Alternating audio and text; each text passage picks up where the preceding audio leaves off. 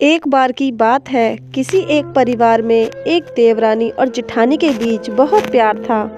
वो हमेशा एक दूसरे का साथ देती, एक दूसरे को मदद करती।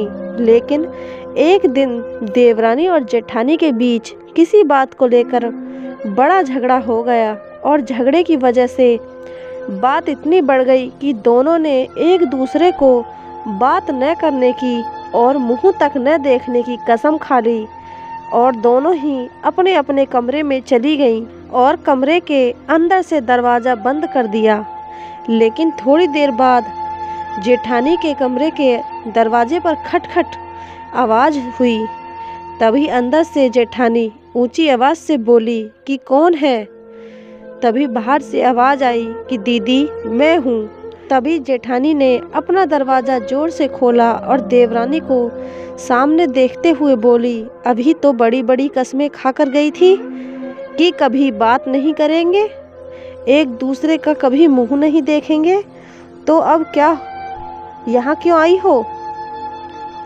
तभी देवरानी ने कहा कि दीदी मैं कसम खाकर तो गई थी कि हम बात नहीं करेंगे, एक दूसरे का मुंह नहीं देखेंगे, लेकिन मुझे माँ की कही एक बात याद आ गई कि जब भी किसी से लड़ाई झगड़ा हो जाए तो उसकी अच्छाइयों को याद करो, और मैंने भी वही किया, जिससे मुझे आपका दिया हुआ प्यार ही प्यार याद आया, जिसकी वजह से अब मुझे आपसे कोई भी शिकायत नहीं है और मैं आपके लिए चाय लेकर आई हूँ।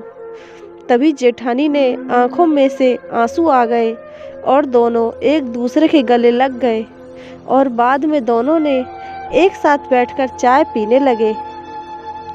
कहानी की सीख, अपने जीवन में हमेशा याद रखें कि क्रोध को क्रोध से नहीं जीता जा सकता, बल्कि क्रोध को प्यार से जीता जा सकता है।